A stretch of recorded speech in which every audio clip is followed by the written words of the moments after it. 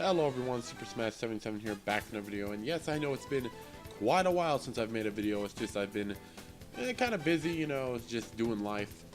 Plus, there really just hasn't been anything I've really wanted to talk about in a video like this. I mean, it's been kind of low on Nintendo news, besides like rumors and small details. And I don't really make fighting game videos too often, but I guess this would be an exception because today, obviously based on the title and or thumbnail, I'll be going over my top 10 picks for newcomers I'd like to see in Marvel vs. Capcom Infinite, or 4, whatever you want to call it. I'm probably going to call it Marvel vs. Capcom 4 more than Infinite, but I guess we'll see how that works out. But anyway, let's get started with pick number 1. My first pick for the Capcom side would have to be Asura from Asura's Wrath. I know this is a very popular choice and a lot of people want to see him in the game, and I can completely understand why. I mean, just look at him, he's amazing. He just looks cool. He looks like a cooler Necalli. And that says a lot, because Necalli's already pretty cool, especially when he's in Super Saiyan mode. I'll admit that I have not played Asura's Wrath yet, even though I own 2 copies, but that's a long story that I'm not getting into. But I will play it at one point, once I'm done with Final Fantasy 15 and Pokemon Sun and Moon, which I'm technically already done with, but I'm getting off topic here. I think he'd have a pretty cool moveset. I do know a little bit about his abilities, but not too much, like I said, so I'm just going to move on to the next Capcom pick and stop getting off topic. My next pick for the Capcom side would have to be Alex from Street Fighter. He is by far one of my favorite Street Fighter characters, and like Asura, a fan favorite. And I just think he would work very well in a Marvel vs. Capcom game. I mean, I know he hasn't appeared in one yet, obviously since this is a Newcomers video. He's been in other crossover games though, like Capcom vs. Tatsunoko, I think that's how you pronounce it. I could be pronouncing it wrong though, don't be surprised. I just think he'd be a really cool character, a really cool addition, and like I said, I just love him, and I'm sure a lot of people do. I mean, he is the first DLC character for Street Fighter V, so I think that means a lot. Plus, that kind of adds to his relevance.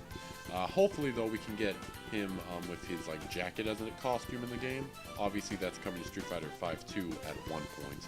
Who knows when? So yeah, I think Alex would be pretty cool. I think a lot of people would like him. Moving along, my next pick would have to be Vile/Sigma. Now, the reason I'm doing both of them in one is because Sigma might already be in the game, so I didn't want to waste this slot on someone who's already in the game. But yeah, let's just go over Sigma first. Honestly, he's one of my favorite Mega Man X characters along with Vile. I love his design. I love everything about him. He's basically Ultron in a lot of ways. And I love any character that has a sword. That's just a given. You can just see how many characters I use in different fighting games that have swords. No surprise. And that's pretty much my biggest thing with Sigma in Marvel vs. Capcom Infinite. If he doesn't use his sword a lot, I probably won't like him. Please, let him use that as much as possible. And moving on to Vile. Vile I probably like more than Sigma. He's probably my favorite Mega Man character ever, if not top 3 at the very least, because obviously there's a lot of Mega Man series. I just love his design, I love his color scheme, I love everything about him.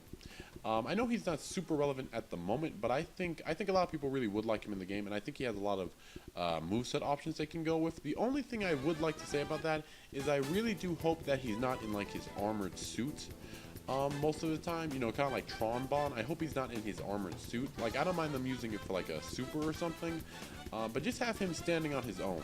I don't want him to be in that suit. That would kind of ruin Vile for me if he's in the suit, to be honest. I mean, I'll still play as him, but it would be a letdown in my opinion. Next up is Leon from Resident Evil 7. Now, I've only just started Resident Evil 7. I have not gotten very far, but I can already tell how cool Leon is. And I know he's a fan favorite, just like Alex and Asura, and I know a lot of people like him. And I can honestly see why he has a cool design, and he just seems like one of the coolest protagonists in Resident Evil, honestly.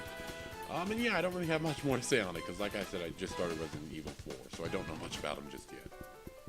And my final pick for the Capcom side would have to be Juri from Street Fighter. Yeah, I know, it's another Street Fighter character, but let's be real, we're going to get a lot of them in Marvel vs. Capcom Infinite, so I might as well bring up more than one. Honestly, I think we're going to get Chun-Li in the game, but if they put someone like Juri instead of Chun-Li, I don't know about everyone else, but I would be 100% fine with that. I would personally be 100% fine with that. And the weird thing about Juri for me is I actually did not like her at all in Street Fighter 4. But for some reason in Street Fighter V, she just seems way more appealing to me. I just love her moveset. I love playing as her. I mean, you can probably tell right now there's gameplay of me playing as her, if not Alex, which just shows how much I love these two characters. And I really would like them to be in Marvel vs. Capcom Infinite, more so than people like Akuma or Chun-Li, because we've seen them so much in the Versus series, but we've never seen Yuri in a Versus game, and we've only seen Alex in one. So I really hope they do make the cut this time round. But anyway, moving on to the Marvel side. Alright, and my first pick for the Marvel side would have to be one of my all-time favorite Marvel characters, the Winter Soldier. Honestly, he is so relevant in the MCU, and just in general, that I will be 100% shocked if he does not make it into the game. Like, I will be in disbelief, honestly. But no, I just love Winter Soldier. I just think he's so cool. I love the Winter Soldier movie. I'm sure a lot of people do. It's probably the best MCU movie in my opinion, if not one of the best, obviously. It's my personal favorite. I think the only thing that even comes close to it would probably be the original Avengers, or not Age of Ultron. I was about to say Age of Ultron. No, but Civil War. But yeah, you know, I will be legitimately shocked if he's not in the game.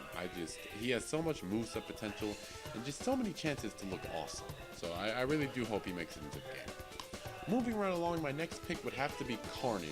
Now, obviously, we did have Venom in some of the Versus games, his most notable appearance being Marvel vs. Capcom 2, but I honestly would not mind some new blood with Carnage. You know, I think he would be a really cool rushdown character. I could just see him being completely offensively crazy with pretty weak defense and probably weak, you know, just defense, really. I could see him basically being the Akuma of the Marvel side. Assuming Akuma's even in the game to begin with. But no, I just think he'd be really cool. I think he has pretty good moveset potential. I know he doesn't really have any relevance to the MCU at the moment. You know, who knows? He may be in the Spider-Man Homecoming sequel. You know, who really knows? But I would like to see him. I think a lot of people would. And yeah, that's pretty much it. And next is another dual one, being Vision/Ultron. Now, obviously, like Sigma and Vile, there's a chance that Ultron is already in the game, so I wanted to add one more character to this, and that would be Vision. Vision is also one of my favorite Marvel characters, and he, honestly, I think more than anyone that will be on this list, has huge moveset potential, you know, with laser beams, flying, being able to go through things, super strength. He just has everything, you know. My biggest request for him would be for him to have a classic costume, because I love his classic design more than his MCU design, frankly. That's just me, though, maybe. I'm sure it's a lot of people, but we'll see. You know, I like his more robotic look than his human look. And obviously he has a lot of relevance in the MCU right now, so I think he's a pretty likely choice as well. And just, you know, a little bit about Ultron. He doesn't have quite as much relevancy in the MCU because he was killed off. Unless he comes back, which is possible, I suppose. I don't see that happening.